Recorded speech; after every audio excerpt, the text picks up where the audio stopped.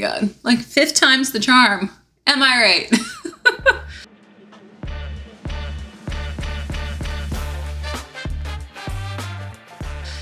All right, welcome back, my peaches, to Peaches 2.0, where we are avid book lovers, and now I am a book reviewer, so welcome if you are new to this channel, or welcome back if you're, caught some of my previous videos. So in classic Peaches 2.0 fashion, I am not doing the 3rd book in a Flesh and Bone series. I'm actually going to switch over to something different, which I just wrapped up reading today, and I had thoughts, so we're going to review it here today.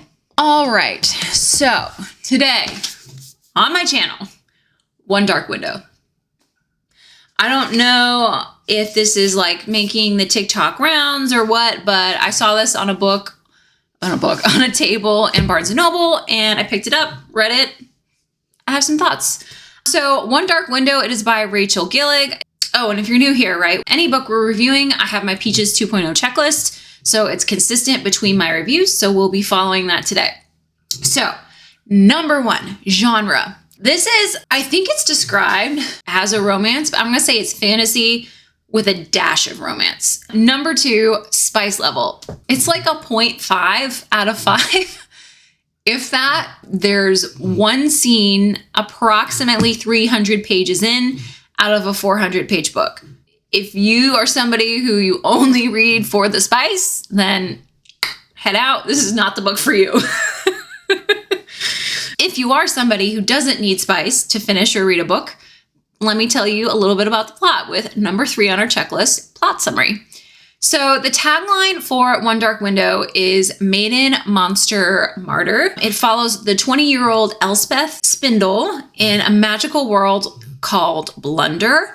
We're following Elspeth. There's a deadly mist that's kind of expanding over the world of Blunder. And as it expands, it infects people. First, they kind of come down with this fever, and then they eventually emerge with these magical powers. However, these magical powers have a very steep price. And in this world, all magic comes at a price. Nothing is free. So they'll get this magic, but ultimately, no one who gets the magic or is infected lives very long, because either they degenerate with the body or the mind. So they die or they go crazy. And then on top of it, in this world, the King Rowan, he is said basically, if you're infected, you're a traitor, you're an enemy of the state, you're dangerous. They're called the Destrier. Please forgive me on some of this pronunciation. There was no here's how to pronounce shit guide in this book. So just bear with me.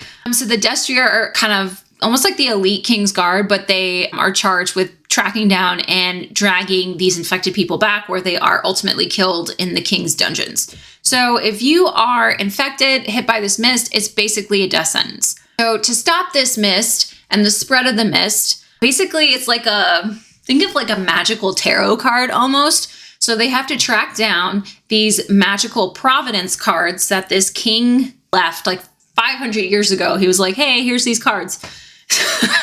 They're magical. They're going to help. So they're trying to track down every card to make a full deck. And then they will also need the blood of someone infected to offer. So the full deck combined with the offering or the sacrifice will help stop the mist and ultimately cure anyone who's currently infected. We did it. Moving on to the main characters, I'm going to say 3 out of 5 for the main characters. So as I said, the female main character, Elspeth Spindle, she's 20 years old. She's who we are mostly following throughout this book. She's the daughter of a very prominent family in Blunder, and she was actually infected at age 9. And although she was infected, her father loved her so much, he kind of squirreled her away to her aunt and uncle's house, where they hid her and kind of protected her and raised her. She has kept any magical abilities that she got from being infected. She's kept it hidden even from her family. So her family knows she was infected, but they think she just didn't have any magical powers. She's just, someone who happened to be infected, which is a lie. She actually did get powers. And from those powers, it led her to kind of absorb this cat-like demon evil spirit almost, who she calls the Nightmare.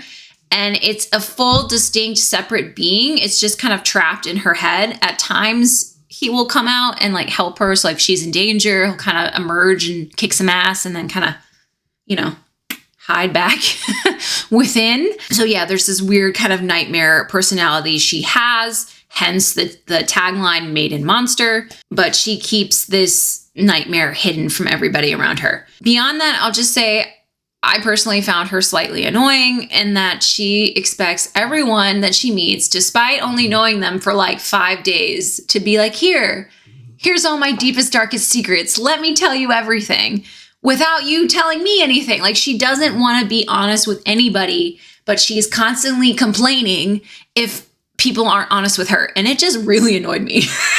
So anywho, moving on to the main character, or the main male character. His name is Raven Yu. He's also the love interest of Elspeth.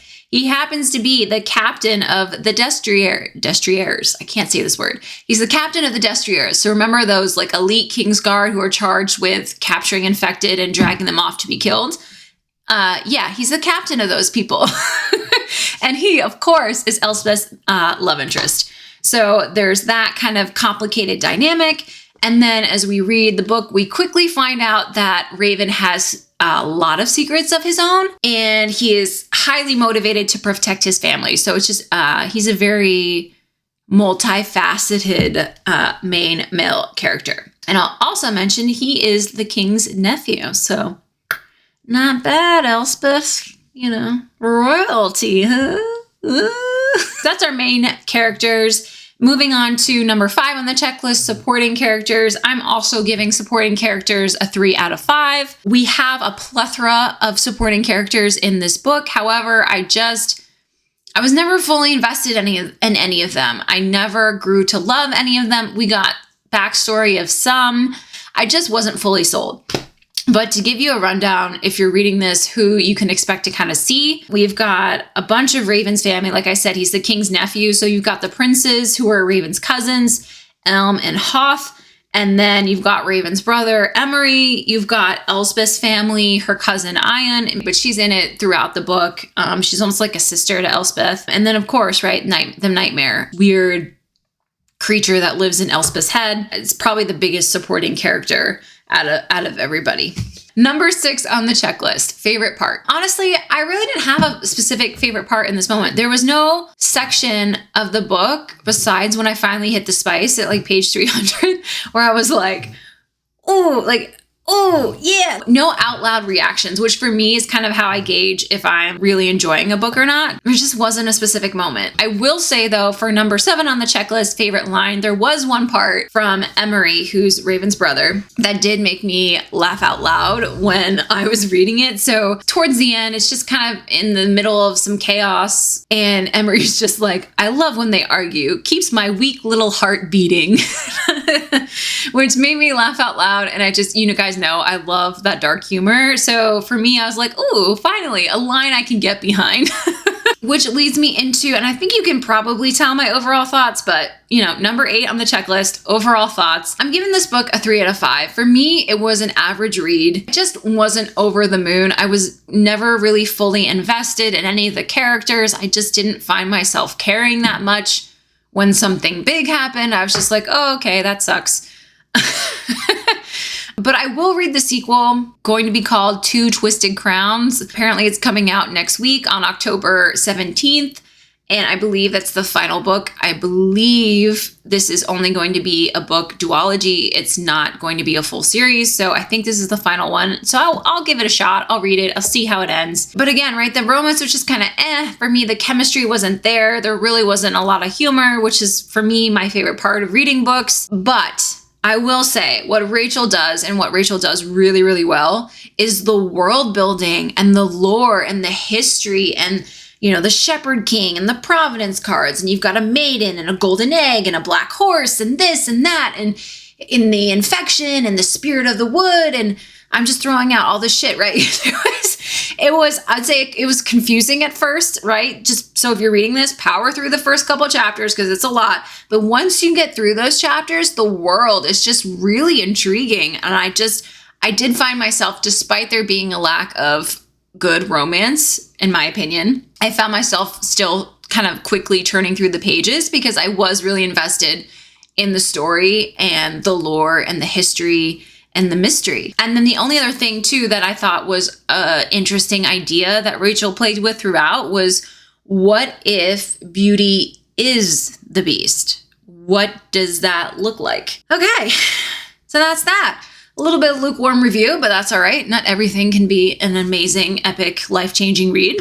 Make sure you like this video, comment below what book do you want me to review next on this channel, and subscribe to the channel. We are new, we are growing, we love to see new faces, and I will see you guys in my next video. So until next time, happy reading!